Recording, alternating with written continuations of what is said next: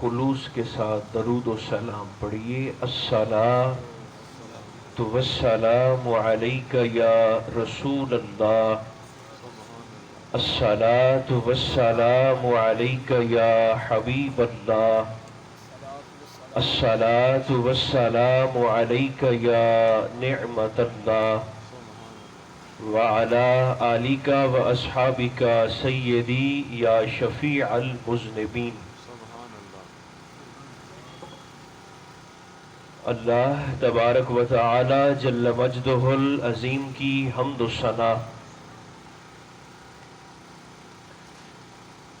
حضور نبی محترم رسول محتشم رحمت عالم صلی اللہ علیہ وآلہ وبارک وسلم کی ذات بے کس پناہ پر بے شمار نذرانہ ہائے درود و سلام عرض کرنے کے بعد، میرے انتہائی قابل عزت احباب، اللہ کریم کا شکر ہے جس نے ہماری گردنوں میں نسبت مصطفیٰ کا قلادہ عطا فرمایا۔ ایصال ثواب کے عنوان سے معون آج کا اجتماع ہے۔ رب ذوالجلال اپنی رحمت کاملہ عاجلہ واسعہ وافرہ کا صدقہ مرحومہ مائی صاحبہ کے درجات میں حسب حال بلندیاں عطا فرمائے، پسماندگان کو اہل خانہ کو توفیق صبر جمیل عطا فرمائے۔ رب ذوالجلال ہماری خطاؤں سے صرف نظر فرما کر ہم سب کا خاتمہ ایمان پر فرمائے۔ کچھ گزارشات 11:15 بجے تک اپنے وقت میں رہتے ہوئے آپ کی خدمت میں پیش کرنا مقصود ہے۔ جس دین سے ہم سب کا تعلق ہے، اسلام کا یہ خاصہ ہے کہ ہمارا دین زندہ لوگوں کے ساتھ ساتھ فوت شدگان کے حقوق کی بات بھی کرتا ہے۔ اپنے ماننے والوں کو نہ صرف زندہ لوگوں کے بلکہ مرنے والوں کے حقوق کی ادائیگی پر بھی پابند کرتا ہے۔ عربی زبان کا مقولہ ہے، الفضل ما شاہدت بہ الاعداء، فضیلت اور عزت وہ ہے جسے دشمن بھی تسلیم کرے۔ ایک یہودی دانشور وہ اپنی کتاب میں اس بات کا اظہار کرتا ہے، وہ کہتا ہے میت کو جو عزت اسلام نے دی ہے میں نے دنیا کے کسی اور مذہب میں نہیں دیکھی۔ بات کرنے والا یہودی تھا اور بات اسلام کی حمایت کی اور اعزاز کی کر رہا تھا۔ لوگوں کا اشتیاق بڑھا کہ اس یہودی سے اس بات کا سبب دریافت کیا جائے کہ میت کو جو اعزاز بقول تیرے اسلام نے دیا ہے وہ دنیا کے کسی اور مذہب میں نہیں ہے، اس بات کی دلیل آپ کے پاس کیا ہے؟ اب اس نے اپنے فہم کے مطابق، اپنے ادراک کے مطابق اور اپنے شعور کے مطابق میت کے اعزاز پر دلیل دی جو بڑی دلچسپ ہے۔ وہ کہتا ہے مرنے والے کے اعزاز کا اندازہ مجھے اس دن ہوا جب میں نے ایک شخص کو مصلی پہ کھڑے ہو کر نماز پڑھتے ہوئے دیکھا۔ جو شخص اللہ کی خاطر نماز پڑھ رہا ہے، یہ یہودی دلیل دے رہا ہے، اللہ کی خاطر مصلی پہ کھڑا ہو کر وہ کہتا ہے جو نماز پڑھ رہا ہے اس نمازی کے لیے حکم یہ ہے کہ اس نمازی کے سامنے سے نہ گزرو، بلکہ کسی شخص کا گزرنا تو ایک طرف، حکم یہ ہے کہ اس نمازی کے سامنے کسی جاندار کی تصویر بھی نہ ہو۔ موازنہ کر کے بتاتا ہے کہ نماز اللہ کے لیے پڑھ رہا تھا تو حکم یہ تھا کہ اس نمازی کے سامنے سے بھی نہ گزرو، بلکہ کسی جاندار کی تصویر بھی سامنے گوارا نہیں تھی۔ مگر وہی شخص 50 سال 60 سال 70 سال 80 سال اسلام پر گزار کر جب مرتا ہے تو وہ یہودی لکھتا ہے کہ یہ اس کی میت کا اعزاز ہے کہ جنازہ پڑھنے والے لوگ وضو کر کے قطاریں بنا کر سروں کو ڈانپ کر اس کی میت کو اپنے اور کعبے کے درمیان میں اپنے سامنے رکھ کر اس پر نماز بھی پڑھتے ہیں، اس کی مغفرت اور بخشش کی دعا بھی کرتے ہیں۔ کیا بات ہے، نماز اللہ کی خاطر پڑھ رہا تھا تو سامنے تصویر بھی گوارا نہ ہوئی، مگر یہ اس مومن کا اعزاز ہے کہ جب وہ اسلام پر مرتا ہے تو جنازہ پڑھنے والے لوگ اس کے جسد خاکی کو اپنے سامنے رکھ کر اس پر نماز بھی پڑھتے ہیں، اس کی مغفرت اور بخشش کی دعا بھی کرتے ہیں۔ سبحان اللہ۔ آج بھی ایسے مذاہب ہم سب جانتے ہیں دنیا میں موجود ہیں جو اپنے مرنے والے کو جلا دیتے ہیں۔ باپ فوت ہو جائے تو بیٹا اپنے باپ کے جسم کو آگ لگاتا، بھائی فوت ہو جائے تو بھائی اپنے بھائی کے جسم کو جلا کر راکھ کر ڈالتا، والدہ فوت ہو جائے تو اولاد اپنی ماں کے جسم کو جلا کر راکھ کر ڈالتی ہے۔ آج بھی ایسے مذاہب دنیا میں موجود ہیں جو مرنے والے کو جلا دیتے ہیں علی حاضل قیاس، مگر اسلام نے امت مصطفیٰ میں اللہ کے فضل کا مستقل سلسلہ قائم فرمایا۔ یہ غلط فہمی نہ جانے لوگوں کو کہاں سے ہو گئی، اور ہم نے یہ سمجھنا شروع کر دیا کہ شاید زندہ شخص کی نیکی مرنے والے کو فائدہ نہیں پہنچاتی۔ یہ بہت بڑی غلط فہمی ہے جس نے امت میں فتنوں کو جنم دیا، حتیٰ کہ جو حساس احباب تشریف فرما ہے، صاحبان دل تشریف فرما ہے، یقیناً دل دکھتا ہے یہ سن کر اور بعض اوقات تو یہ منظر اپنی آنکھوں سے دیکھ کر کہ آج امت مصطفیٰ کا یہ میرا اور آپ کا چہرہ ہے، تاریک صحیح، گناؤنا صحیح، سیاہ صحیح، خطرناک صحیح، مگر ہمارا من حیث القوم یہ ہمارا چہرہ ہے کہ آج لوگ دعا پر بھی آپس میں لڑ پڑے۔ یہ منظر اپنی آنکھوں سے میں اور آپ دیکھتے ہیں کہ باپ کی میت سامنے پڑی ہے، دو بھائی آپس میں لڑ پڑتے ہیں، ایک کہتا ہے میں نے جنازے کے بعد اپنے باپ کی میت کو اٹھا کر لے جانا ہے، دوسرا بھائی کہتا ہے میں نے ایسے نہیں لے جانے دینا، میں نے اپنے والد کے جسم پر میت پر دعا بھی کرنی ہے۔ دعا پہ لڑ پڑے، ایک فتنے کا ماحول بن گیا حضور علیہ السلام کی امت میں۔ اور وجہ کیا غلط فہمی؟ وجہ صرف یہ کہ میت کو زندہ شخص کی نیکی فائدہ نہیں دیتی۔ یہ ایک بہت بڑی غلط فہمی ہے، مسکنسیپشن ہے جو حضور کی امت میں ہو گئی۔ اس پر ایک بات میں جلدی سے آپ کی خدمت میں عرض کرتا ہوں۔ دیکھیں، کچھ دلائل نقلی ہوتے ہیں جو کتابوں میں نقل کیے جاتے ہیں، اور کچھ دلائل عقلی ہوتے ہیں۔ ہر شخص کو اللہ کریم نے عقل سلیم کی دولت سے نوازا ہے، اور جو اس کا استعمال کرنا بھی جانتا ہے وہ کامن سینس کو استعمال کر کے خود سوچے، اور جو اس کے اندر مفتی بیٹھا ہے جس کو ضمیر کہتے ہیں، اس ضمیر سے فتویٰ طلب کرے۔ اگر زندہ شخص کی نیکی مرنے والے کو فائدہ نہ دیتی تو میرا اور آپ کا رب ہمیں کبھی بھی میت پر جنازہ پڑھنے کا حکم نہ دیتا۔ بے شک۔ ایک لمحے کے لیے تصور تو فرمائیں، اگر زندہ شخص کی نیکی مرنے والے کو فائدہ ہی نہیں دے سکتی، اتنا تکلف کاہے کا؟ پہلے مرنے والے کو غسل دو، پھر اس کو کفن دو، پھر اعزاز کے ساتھ کندھوں پر اٹھاؤ، گرمی ہو تب، سردی ہو تب، وضو کرو، سروں کو ڈانپو، قطاریں بناؤ، اور اس پر پھر نماز جنازہ بھی پڑھو، اور پھر جتنی دعائیں تمہیں یاد ہیں اس پر پھر اتنی دعائیں بھی مانگو۔ اتنا تکلف کاہے کا؟ 3 حدیثیں میں بغیر وضاحت کے جلدی سے آپ کی خدمت میں عرض کر دیتا ہوں۔ سرکار دو عالم علیہ السلام ارشاد فرماتے ہیں، میری امت میں جب کوئی شخص فوت ہو جائے، اس کی میت کے ساتھ اس کے جنازے کے موقع پر آقا فرماتے ہیں، ترتیب دیکھیے، فرمایا 100 لوگ مل کر میت کے جنازے میں شامل ہو کر اس کی بخشش کے لیے دعا کر دیں۔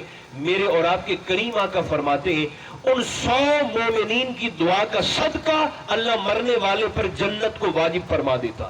سبحان اللہ۔ ایک نگاہ نبوت دیکھ رہی تھی، ہو سکتا ہے میرے کسی غلام کو جنازے کے ساتھ 100 لوگ بھی میسر نہ آئیں، یہ بھی تو مقدر کی بات ہے، یہ بھی تو قسمت کی بات ہے۔ وہ کیا پھر اللہ کے فضل سے محروم ہو جائے گا؟ ہرگز نہیں۔ اس کے لیے سرکار نے دوسرے مقام پر دوسرا فرمان ارشاد کیا۔ آقا فرماتے ہیں، اگر کوئی شخص میری امت میں فوت ہو جائے اس کے جنازے میں 40 اہل ایمان مل کر دعا کر دیں. 100 تھے، 100 نہیں ہے تو کوئی بات نہیں. فرمایا 40 مومنین دعا کر دیں. 39 آمین اللہ رد کر سکتا ہے، 40ویں اپنی بارگاہ میں ضرور قبول فرما لے گا. میت کے حق میں دعا مقبول ہو جاتی. 40 لوگ. سرکار دو عالم علیہ السلام کی نگاہ کرم یہ بھی ملاحظہ فرما رہی تھی کہ ہو سکتا ہے میرے کسی امتی کو، غلام کو جنازے کے ساتھ 40 لوگ بھی میسر نہ آئیں. یہ منظر بھی صبح و شام آپ بھی تشریف لے کر جاتے ہیں، جنازوں میں حاضری ہوتی ہے.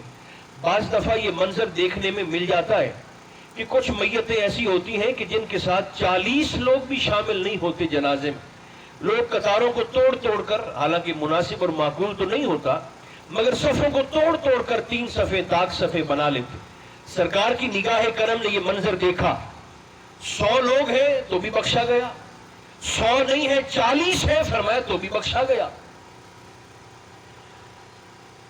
40 بھی نہیں ہے بیچارے کسی کے ساتھ تو وہ فضل سے محروم ہو جائے گا؟ ہرگز نہیں. اس کے لیے حضور نے تیسرے مقام پر تیسرا فرمان ارشاد کیا. آقا فرماتے ہیں مرنے والے کے پڑوس میں سے صرف 3 گھر میت کے نیک ہونے کی گواہی دیتے ہیں. زبان سے اس بات کا اظہار کرتے ہیں کہ مرنے والا بڑا نیک تھا یا مرنے والی بڑی نیک تھی، صالحہ تھی، پارسا تھی. میت کے 1000 عیبوں کا پتہ ہو. چونکہ انسان ہے، ساتھ رہتا رہا ہے، فرشتہ تو ہو نہیں سکتا. نسیان انسان کے ساتھ، خطا انسان کے ساتھ ہے، بھول جانا انسان کے ساتھ ہے. 1000 عیبوں کا پتہ ہو. اللہ بھی تو پردہ پوشی کر جاتا ہے. ایک صحابی بھاگتے ہوئے حضور علیہ السلام کی خدمت میں حاضر ہوئے. یہ حدیث پاک سننے سے، سماع سے تعلق رکھتی. بھاگتے ہوئے سرکار کی خدمت میں حاضر ہوئے. سرکار کے صحابی تھے. اللہ بھی عیبوں پر پردے ڈال جاتا ہے، اور یہ اتنی بڑی صفت ہے اللہ رب العزت کی. ایک لمحے کے لیے اگر تصور کریں تو روح کانپ اٹھتی ہے. اگر یہاں میں مثال عرض کر رہا ہوں، ہم سب کے گناہ ایک دوسرے کی نظروں کے سامنے آشکار ہو جائیں تو ہم تو ایک دوسرے کو دفن نہ کریں، ہم تو ایک دوسرے کو سلام نہ کریں. ہم کیا سمجھتے رہے یہ نکلا کیا؟ ایک لمحے کے لیے اگر اللہ کریم امت مصطفیٰ سے پردہ پوشی والی صفت کو اٹھا لے، کیا برم رہ جائے والدین کا اولاد کے سامنے، استاذ کا شاگرد کے سامنے، شیخ کا اپنے طالب اور مرید کے سامنے. اللہ بھی تو عیبوں پر پردے ڈال جاتا ہے. ایک صحابی بھاگتے ہوئے سرکار دو عالم علیہ السلام کی خدمت میں حاضر ہوئے اور بڑی بے چینی سے آقا سے مخاطب ہو کر عرض گزار ہوئے، حضور آپ کا فلاں صحابی اپنے غلام کو مار رہا ہے. آقا نے جلدی سے ممبر چھوڑا، مسجد چھوڑی، حضور تیزی سے تشریف لے گئے. دیکھا تو وہ صحابی واقعی اپنے غلام کو مار رہے تھے، فزیکلی مار رہے تھے. آقا نے ہاتھ سے پکڑ کر چھڑوایا اور سرکار نے فرمایا یار اس کو معاف کر دو، بیچارے کو نہ مارو، کیوں مارتے ہو اس کو؟ وہ صحابی کہنے لگے حضور یہ میرا غلام ہے، میں اس کو بار بار سمجھاتا ہوں، یہ بار بار وہی غلطی پھر پھر دہراتا ہے، میں اسے کتنی دفعہ معاف کروں؟ حضور نے میری اور آپ کی تربیت کے لیے گویا قلم توڑ دیا. سرکار نے فرمایا اسے اتنی دفعہ تو معاف کرنا جتنی دفعہ تیرا رب تجھے معاف کرتا ہے، سبحان اللہ. جتنی دفعہ تیرا پروردگار تیرے جرموں کو، پاپوں کو دیکھ کر تجھے معاف کرتا ہے. فرمایا اتنی بار تو بھی اپنے غلام کو معاف کرنا. ترتیب دیکھیں، 100 لوگ دعا کریں مرنے والا بخشا گیا، 40 لوگ دعا کریں مرنے والا بخشا گیا. 40 بھی نہیں ہے. آقا فرماتے ہیں صرف 3 گھر میت کے نیک ہونے کی گواہی دے دیں. یاد رکھیں یہ جو ہم جنازے کے موقع پر اظہار کرتے ہیں نا کہ بڑا نیک آدمی تھا، یہ بڑی نیک بی بی تھی، صالحہ خاتون تھی، یہ ہمارے کوئی لڈن کی، کوئی بہاڑی کی، کوئی میلسی کی، کوئی ملتان پاکستان کی رسم نہیں ہے. یہ حضور کی سنت کی اتباع میں کہا جاتا. 1000 جرموں کا پتہ ہو، زبان سے کہہ دینا چاہیے کہ مرنے والا بڑا نیک تھا، پارسا تھی، صالحہ تھی. سرکار فرماتے ہیں اللہ ان 3 گھروں کی گواہی میت کے حق میں قبول فرما لیتا ہے. دعا رسم نہیں ہوتی، یہ بات میں بھی سمجھوں، یہ بات اس پر آپ بھی دھیان فرمائیں. دعا رسم نہیں ہوتی، اس میں خلوص بڑا ضروری. اخلاص تو خیر ہر کام میں ضروری ہے. اور میں حدیث پاک بخاری شریف کی پڑھ کے حیران ہوا. یہ نیت کا خلوص اتنی بڑی دولت ہے. ہر جگہ خلوص کے ساتھ جانا چاہیے، مگر خاص طور پر جو ایصال ثواب کی بزم ہو، اس میں تو میرا اور آپ کا ایک ایک لمحہ میٹر کرتا ہے. اللہ ہمارے کلمات کو، ہمارے بیٹھنے کو، ہمارے اخلاص کو براہ راست حضور کے وسیلہ سے مرنے والے تک پہنچا رہا ہوتا ہے پورے خلوص کے ساتھ. حدیث پاک بڑی ایمان افروز. یہ سنا کر تو پھر میں اپنے مضمون کو مکمل کر دیتا ہوں. نیت کا اخلاص دیکھیں، پھر اس کا فیض دیکھیں. آقا فرماتے ہیں جس شخص کو اللہ سکائے باطنی عطا فرما دے، قلب کی روح کا سیکل، دل کی صفائی عطا فرما دے، فرمایا اللہ کریم اس کو ان نیکیوں پر بھی صلہ دیتا ہے جو نیکیاں اس بندے نے سرے سے کی ہی نہیں ہوتی. سبحان اللہ. اس پر غور فرمائیے گا جو میں عرض کر رہا ہوں آپ کی خدمت میں. ایک تو ہے نا کہ کوئی شخص محنت کر کے 2-4 گھنٹے کے لیے کسی بزم میں، محفل میں آ جائے، پھر اس کا بیٹھنا قبول ہو تو اس کو محفل کا ثواب ملے. ایک وہ ہے جو مزے سے اپنے گھر بیڈ روم میں بیٹھا ہے، آیا ہی نہیں، اپنے گھر بیٹھا ہے، اپنے کام کاج میں مصروف ہے، اللہ اسے گھر بیٹھے پوری محفل کا ثواب دے دے. نیت کے اخلاص کی برکت سے. سرکار فرماتے ہیں قیامت کے دن اللہ کریم لوگوں کی ایک جماعت سے مخاطب ہو کر فرمائے گا، بخاری شریف، نیت کھری ہو تو اللہ نہ کرتا نیکیوں پر بھی ثواب عطا فرما دیتا، مگر نیت کو ٹھیک رکھنا یہ آسان نہیں ہے. کیونکہ ایک بے ایمان اندر بھی تو بیٹھا ہے نا، نفس، جو ہر وقت انسان کو توڑنے پر، اس کی بولی اور قیمت لگانے پر مجبور کرتا ہے. ہمارے صوفیاء بڑے منفرد انداز کے حامل تھے. خواجہ غلام فرید رحمۃ اللہ تعالی علیہ، جو کہ سرائکی تھے خواجہ غلام فرید، تو آپ اسی نفس کے متعلق نا سرائکی میں، پنجابی میں اپنے مریدوں سے، شاگردوں سے مخاطب ہو کر پوچھا کرتے تھے. جو بھی سلام کرنے آتا، ملاقات کرنے آتا، قدم بوسی کرنے آتا، خواجہ غلام فرید اسی نفس کے متعلق اس سے سرائکی میں اور پنجابی زبان میں مخاطب ہو کر پوچھا کرتے تھے، بھائی کدے گھوڑے تے کاٹھی پائی ہے؟ شاگردوں سے پوچھتے تھے. یہ سرکش گھوڑا تیریاں واگاں او دے ہاتھے چن کے او دیاں واگاں تیرے ہاتھے چن، تو اس پر سواری کرتا ہے کہ وہ تجھ پر سواری کرتا ہے؟ یہ وہ گھوڑا جو ہر وقت انسان کو توڑنے کے لیے، کچلنے کے لیے، سموں کے نیچے روننے کے لیے تیار رہتا ہے. آپ اس کے متعلق سوال کیا کرتے تھے. نیت کا اخلاص بڑا ضروری ہے. اجر کیا ملتا ہے؟ نیکی نہ بھی کرے پھر بھی اللہ ثواب دے دیتا ہے نیت کے خلوص کو دیکھ کر. اب جلدی سے عرض کر دیتا ہوں. بخاری شریف حضور فرماتے ہیں قیامت کے دن اللہ کریم لوگوں کی ایک جماعت سے مخاطب ہو کر فرمائے گا، میرے بندو، دنیا میں تم لوگوں نے جو حج کیا تھا، میں نے تمہارا حج قبول بھی کر لیا ہے، تمہیں حج کا ثواب بھی دیا. اس حج کی برکت سے آج تمہارے لیے بغیر حساب کے جنت کے داخلے کا اعلان بھی کیا. اللہ کریم بشارت دے گا. سرکار فرماتے ہیں رضوان کے معاونین، جنت کے نگران فرشتے آ جائیں گے، اس جماعت سے، اس گروہ سے، لوگوں سے مخاطب ہو کر کہیں گے بھی تمہارے لیے جنت کا اعلان ہو گیا، چلو جنت میں. مگر آقا فرماتے ہیں وہ حیران اور ششدر کھڑے ہوں گے اور ملائکہ سے کہیں گے کہ پروردگار عالم سے ایک گزارش کرنا چاہتے ہیں. وہ کہیں گے کرو. آقا فرماتے ہیں وہ بندے حیران ہو کر رب کریم کی بارگاہ میں عرض کریں گے باری تعالیٰ، ہم تو دنیا میں غریب سے لوگ تھے، بڑی مشکل سے بچوں کی 2 وقت کی روزی روٹی پوری کرتے تھے، اور حج کے لیے، بخاری شریف، حج کے لیے مکہ مکرمہ جانا تو کجا، مولا ہم تو ساری زندگی اپنے شہر سے باہر کبھی نہیں گئے، اپنی بستی، اپنے علاقے سے باہر کبھی نہیں گئے، یہ حج تو ہم نے کیا ہی نہیں جس پر ہمیں ثواب دیا جا رہا ہے. اللہ کریم فرمائے گا ہاں حج تو تم بندوں نے نہیں کیا. اب سنیے، مگر فرمائے گا میرے بندو یہ بتاؤ کہ جب حاجی حج کرنے کے لیے روانہ ہوتے تھے تو انہیں دیکھ کر خلوص نیت سے تمہارا دل تڑپتا تھا کہ نہیں تڑپتا تھا؟ عازمین مکہ کو جاتا دیکھ کر تم کھری نیت سے روتے تھے کہ نہیں روتے تھے؟ اور تمہارے دل میں یہ خواہش پیدا ہوتی تھی کہ نہیں ہوتی تھی کہ کاش اللہ ہمیں بھی توفیق دیتا تو آج ہم ان کو دیکھنے والوں میں سے نہ ہوتے، ان کے ساتھ سفر کرنے والوں میں سے ہوتے؟ تڑپتے تھے کہ نہیں تڑپتے تھے؟ حضور علیہ السلام فرماتے وہ بندے کہیں گے مولا ہم روتے تو تھے، ہمارے دل میں یہ خواہش پیدا ہوتی تو تھی کہ کاش ہمیں بھی استطاعت ہوتی، توفیق ہوتی تو ہم بھی جا کر ان کے ساتھ حج کرتے۔ اللہ فرمائے گا بس حج تم نے نہیں کیا، مگر حج کے لیے وہ جو تمہارا خلوص سے تڑپنا تھا، پھڑکنا تھا، رونا تھا، اضطراب تھا، فرمایا تمہارے خلوص کو دیکھ کر، آنسوؤں کو دیکھ کر آج تمہیں نہ کردہ حج کا ثواب بھی دیتا ہوں، جنت کے داخلے کا اعلان بھی کرتا ہوں۔ سبحان اللہ۔ نیت کا اخلاص۔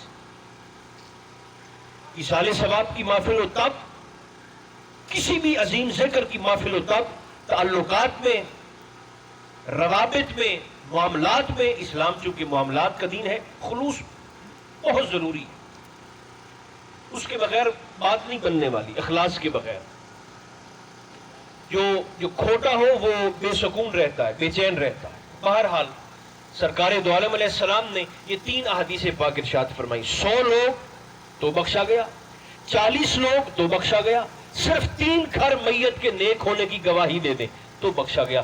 ایک آخری حدیث پاک جو میں نے سنانی ہے، اور حدیث پاک تو ہم 20 بار علماء سے سن چکے ہیں، مگر اس پر محدثین کرام کے 4 فوائد ہیں، 5 وہ جلدی سے میں آپ کی خدمت میں عرض کر کے تو پھر اپنے وقت پر بات کو سمیٹتا ہوں۔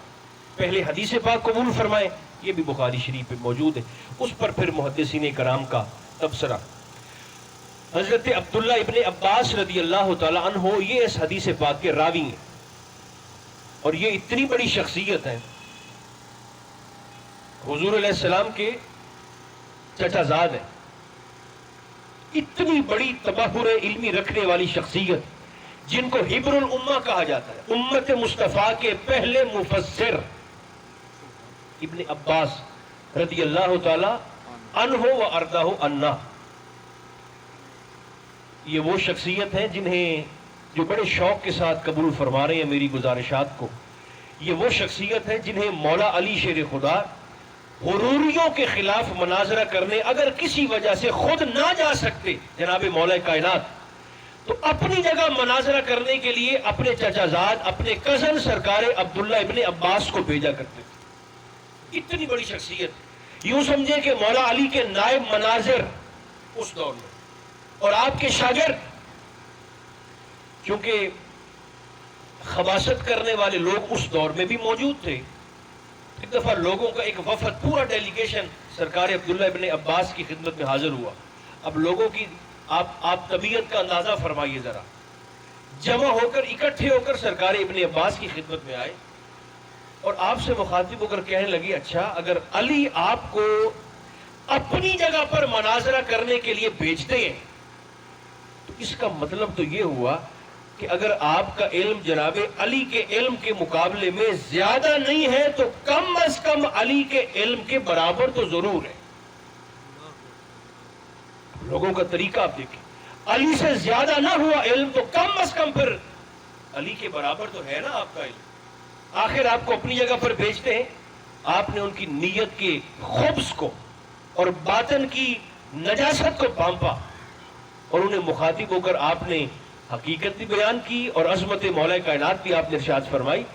آپ نے فرمایا ایسا نہیں ہے، علی کا علم ایسے ہے کہ جیسے سمندر، اور میرا علم علی کے علم کے مقابلے میں ایسے ہے کہ جیسے کوئی سمندر میں سوئی کو ڈبو کر باہر نکالے، جتنا پانی کا قطرہ اس سوئی کے ساتھ لگا ہے، فرمایا میرا علم وہ سوئی کا قطرہ ہے، اور علی کا علم ایسے ہے جیسے ٹھاٹھے مارتا ہوا سمندر۔ سبحان اللہ، سبحان اللہ۔ اٹھا دیا اور نکال دیا۔ اتنی بڑی شخصیت، اس حدیث پاک کے راوی بھی آپ ہیں، یہ حضور کے بھی کزن ہیں، مولا علی شیر خدا کے بھی کزن ہیں، سرکار عبداللہ ابن عباس رضی اللہ تعالیٰ عنہ۔ آپ فرماتے ہیں کہ سرکار دو عالم علیہ السلام تشریف لے کر جا رہے تھے، مصاحبین حضور کے ساتھ ہیں۔ پہلے حدیث پاک عرض کرتا ہوں، پھر جلدی سے کچھ فوائد عرض کر دیتا ہوں۔ مصاحبین حضور کے صحابہ سرکار دو عالم علیہ السلام کے ساتھ ہیں۔ آقا کا گزر ایک جگہ سے ہوا کہ جہاں پر 2 قبریں تھیں، 2 قبریں تھیں۔ پہنچتے ہی چہرے مصطفیٰ کا رنگ متغیر ہوا اور چہرے پاک پر تکلیف کے، پریشانی کے آثار آئے۔ آقا نے ساتھیوں سے مخاطب ہو کر فرمایا، وہ جو سامنے درخت کھجور کا، فرمایا وہاں سے ٹہنی کو توڑ کر لے آؤ۔ غلام گئے، ٹہنی کو توڑ کر لائے۔ آقا نے ٹہنی کو توڑا یا چیرا، دو حصوں میں تقسیم کر کے ایک ٹکڑا ایک قبر پر رکھا، دوسرا ٹکڑا دوسری قبر پر رکھا یا گاڑا۔ آگے بڑھنے لگے تو صحابہ نے دست طلب دراز کیا، حضور اس سارے عمل کا ثواب تو ارشاد فرمائیں۔ سرکار نے فرمایا میں جیسے یہاں پر پہنچا میں نے دیکھا کہ دونوں قبر والوں کو عذاب ہو رہا ہے، اور عذاب اس وجہ سے ہو رہا ہے کہ ان میں سے ایک غیبت کرتا تھا، پیٹ پیچھے گلا کرتا تھا، بیک بائٹنگ، اور دوسرا پیشاب کے قطروں سے نہیں بچتا تھا، پاکی پلیدی کا خیال نہیں رکھتا تھا، اس وجہ سے دونوں کو عذاب ہو رہا ہے۔ فرمایا میں نے کھجور کی ٹہنیاں توڑ کر قبر پر رکھی، یہ شاخیں جب تک تر رہیں گی اللہ کا ذکر کرتی رہیں گی، اور ان کے ذکر کی برکت سے دونوں قبر والوں سے عذاب ٹلا رہے گا۔ سبحان اللہ۔ حدیث پاک تو یہاں پر ختم ہو گئی، حضور آگے عازم سفر ہوئے، مگر اس حدیث پاک پر یہ جو ہم اتنے سارے احباب یہاں حاضر ہیں، ہمارے یہاں بیٹھنے کا کوئی فائدہ بھی ہے؟ پانچ باتیں میں عرض کروں گا جلدی سے، بغیر وضاحت کے، صرف ایک ایک جملہ۔ پہلی بات تو یہ ہے کہ میرے اور آپ کے کریم کا وہاں تشریف لانا اور سرکار کا ملاحظہ فرمانا کہ دونوں قبر والوں کو عذاب ہو رہا ہے۔ پہلی بات تو یہ ہے، ہماری تربیت کے لیے یاد رکھیں، عذاب قبر برحق ہے۔ بے شک۔ عام طور پر نا ہم اس ممبر سے بھی عذاب قبر کا ٹھٹھا کیا جاتا ہے، مذاق اڑایا جاتا ہے عذاب قبر کا۔ عذاب قبر کا مذاق نہیں اڑانا چاہیے، اس سے اللہ کی پناہ مانگنی چاہیے۔ آقا فرماتے ہیں آخرت کی منازل میں سے قبر پہلی منزل ہے، عذاب قبر برحق ہے، اس کا مذاق نہیں، اس سے اللہ کی پناہ مانگنی چاہیے۔ ایک دوسری بات، میرے اور آپ کے کریم کا یہ دیکھنا کہ دونوں قبر والوں کو عذاب ہو رہا ہے بڑی دلچسپ ہے۔ سرکار دو عالم علیہ السلام اس وقت موجود تھے عالم دنیا میں، توجہ کا طالب، اور دونوں قبر والے موجود تھے عالم قبر میں، عالم برزخ میں، اور آقا نے دیکھا کہ دونوں کو عذاب ہو رہا ہے۔ دوسری بات یہ پتہ چلی، جو نبی مکرم علیہ السلام دنیا میں رہ کر قبر والوں کو دیکھ سکتے ہیں عذاب ہوتے ہوئے، جو نبی مکرم علیہ السلام عالم دنیا میں رہتے ہوئے عالم قبر والوں کو دیکھ سکتے ہیں، وہ رسول معظم آج اپنے گنبد خضرا میں رہتے ہوئے دنیا میں اپنے امتیوں کو اور غلاموں کو بھی ملاحظہ فرما سکتے ہیں۔ سبحان اللہ۔ بے شک۔ اگر وہ بات عقل میں آتی ہے تو یہ بھی آنی چاہیے۔ قربت رسول کا اندازہ فرمائیے، اللہ فرماتا ہے النبی اولیٰ بالمؤمنین من انفسہم، تمہاری جان نے تمہارا اتنے نہیں قریب جتنا قریب تمہارے میرے مصطفیٰ کریم علیہ السلام۔ یہ تو اللہ فرماتا ہے، جبکہ حضور فرماتے ہیں میرا کوئی بھی امتی زمین پر کسی بھی خطے پر پیدل چل کے جا رہا ہو اور اس کے پیر میں کانٹا چبھ جائے، آقا فرماتے ہیں میں اتنا قریب ہوں اپنے امتی کے کہ اسے تکلیف بعد میں ہوتی ہے، پہلی درد کی آواز گنبد خضرا سے نکلتی، اس قدر قربت ہے سرکار دو عالم علیہ السلام۔ دو باتیں، جو نبی دنیا میں رہ کر قبر والوں کو دیکھ سکتے ہیں، وہ آج قبر شریف میں رہتے ہوئے دنیا میں غلاموں کو بھی ملاحظہ فرما سکتے ہیں۔ دو، تیسری بات، میرے اور آپ کے کریم نے، کریم آقا نے علیہ السلام، صرف یہ نہیں دیکھا کہ دونوں کو عذاب ہو رہا ہے، بلکہ حضور علیہ السلام نے عذاب کی وجہ بھی بتائی۔ ایک غیبت کرتا تھا، دوسرا پیشاب کے قطروں سے نہیں بچتا تھا۔ تیسری بات، عذاب ہو رہا ہے، یہ تھا ان دونوں کا حال پریزنٹ، جس وجہ سے عذاب ہو رہا ہے وہ تھا ان دونوں کا ماضی، جب دنیا میں تھے تو یہ کرتے تھے جس وجہ سے عذاب ہو رہا ہے۔ تیسری بات کا یہ پتہ چلا، جو آقا حال کو بھی دیکھتے ہیں، جو آقا ماضی کو بھی دیکھتے ہیں، وہ رسول ہمارے آنے والے کل کو نہیں جان سکتے۔ سبحان اللہ۔ بے شک۔ جس رسول کی نگاہوں کے سامنے، مقدس نگاہوں کے سامنے حال بھی آشکار ہے، ماضی بھی آشکار ہے، اس رسول کے سامنے ہمارا مستقبل بھی پوشیدہ نہیں ہو سکتا، آشکار ہی ہوگا۔ بے شک۔ تیسری بات۔ چوتھی بات، ایسا بھی نہیں ہوا کہ سرکار نے دیکھا کہ عذاب ہو رہا ہے تو حضور آگے چلے گئے ہوں، آقا نے ٹہنیاں منگوا کر قبر پر رکھی، قبور پر رکھی، ذکر کریں گی عذاب ٹل جائے گا۔ چوتھی بات کا یہ پتہ چلا کہ آقا ہمیں بتانا چاہتے ہیں کہ میں صرف عذاب ہوتا ہی نہیں دیکھ رہا، محمد عذاب کو ٹالنے کی طاقت بھی رکھتا ہے۔ سبحان اللہ، سبحان اللہ۔ عذاب کو ٹالنے کی میں طاقت اور توفیق اور اختیار بھی رکھتا ہوں۔ اسی کے ضمن میں پانچویں بات یہ ہے کہ جو نبی دنیا میں رہتے ہوئے قبر والوں کی مشکل کو ٹال سکتے ہیں، وہ آج گنبد خضرا میں رہتے ہوئے دنیا میں موجود اپنے غلاموں کی مشکل کو بھی آسان فرما سکتے ہیں۔ سبحان اللہ۔ اور فرماتے ہیں اللہ نے بے اختیار بنا کر نہیں بھیجا، با اختیار بنا کر بھیجا ہے۔ انما انا قاسم واللہ یؤتی، حضور با اختیار ہے۔ چھٹی اور آخری بات وہ یہ، دیکھیں سرکار نے فرمایا کہ وہ جو کھجور کا درخت ہے نا، اس کی ٹہنیاں توڑ کر لاؤ۔ محدثین کرام فرماتے ہیں کہ درخت تو اور بھی موجود تھے، پودے تو اور بھی موجود تھے خطہ عرب میں، سعودی عرب جس کو کہا جاتا ہے۔ حالانکہ اہل محبت سے پوچھیں تو وہ فرماتے ہیں یہ عرب، یہ سعودی عرب نہیں ہے، یہ محمدی عرب ہے۔ یہ عرب کسی آل سعود کا نہیں ہے، یہ آل رسول کا عرب ہے۔ بہرحال سرکار نے فرمایا کہ کھجور کی ٹہنی لاؤ۔ کیوں؟ درخت اور بھی تھے، دو وجوہات ہیں۔ پہلی وجہ تو یہ ہے کہ کھجور کا درخت متبرک ہے۔ متبرک اس لحاظ سے آقا نے فرمایا مومن کی مثال کھجور کے درخت کی طرح ہوتی۔ آقا وہ کیسے؟ فرمایا جیسے کھجور کا درخت کسی موسم کا اثر قبول نہیں کرتا، 12 مہینے سرسبز رہتا ہے، فرمایا بالکل اسی طرح مومن بھی زندگی کی آخری سانس تک ایمان کی خوشبو سے مہکتا رہتا ہے۔ ایک وجہ۔ اور دوسری وجہ یہ ہے کہ کھجور کا درخت دیگر درختوں کے مقابلے میں اس کی لکڑی اور ٹہنیاں دیر تک سبز رہتی، دیر تک ہری رہتی۔ آقا نے فرمایا کھجور کی ٹہنیاں لے آؤ، جب تک ذکر کریں گی عذاب ٹلا رہے گا۔ آقا نے اوپر رکھ دی۔ اب اس کا تعلق ہمارے یہاں بیٹھنے کے ساتھ ہے۔ اگر کھجور کی بے جان ٹہنیاں اللہ کا ذکر کریں،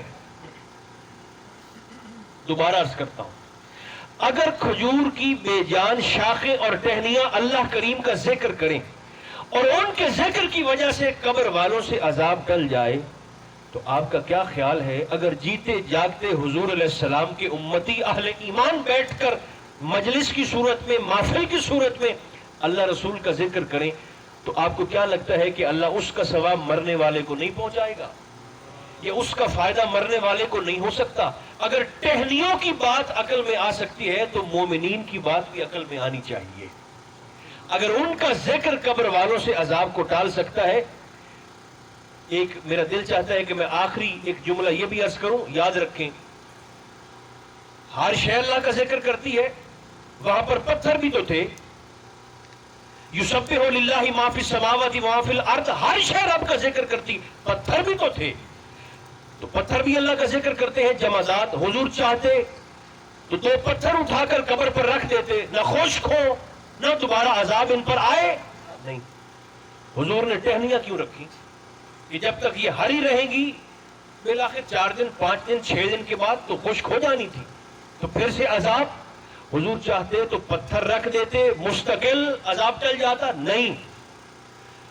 آقا نے عارضی شفاعت فرمائی، عارضی شفاعت، اور اس کی حکمت کیا تھی؟ حکمت میری اور آپ کی تربیت تھی۔ ان دونوں گناہوں سے بچنا، غیبت سے بھی بچنا اور پلیدی سے بھی بچنا، ناپاکی کا بھی خیال کرنا۔ یہ نہ ہو کہ جہاں دل چاہے پیشاب کے لیے بیٹھ جاؤ اور پھر ویسے ہی غلیظ انہی کپڑوں کے ساتھ اٹھ کر پھر اپنے نظام زندگی کو چلانا شروع کر دو، ایسا نہ ہو۔ آقا نے تنبیہ کرنے کے لیے ان دونوں کی عارضی شفاعت فرمائی، اس لیے پتھر یا کوئی اور شے نہیں رکھی، کھجور کی ٹہنیاں رکھی۔ اگر کھجور کی ٹہنیاں عذاب کو ٹال سکتی ہیں اللہ کے ذکر کی برکت سے، تو مومنین کا ذکر بھی مرنے والوں کے درجات میں بلندی کا سبب بنتا ہے اور بن سکتا ہے، اور حضور کی امت میں یہ سلسلہ رائج ہے۔ خدا کرے جو کلمات آپ نے فرمائے، جو میں نے کہے، اللہ ان سب کا ثواب سرکار کے وسیلہ پاک سے اور حضور کے ذکر کا وسیلہ مرحومہ مائی صاحبہ کے حق میں قبول فرمائے۔ ہماری خطاؤں سے صرف نظر فرما کر اللہ کریم ہم سب کا خاتمہ بھی ایمان پر فرمائے۔ صلی اللہ تعالی علی خیر خلقہ محمد و آلہ و اصحابہ اجمعین برحمتک یا ارحم الراحمین.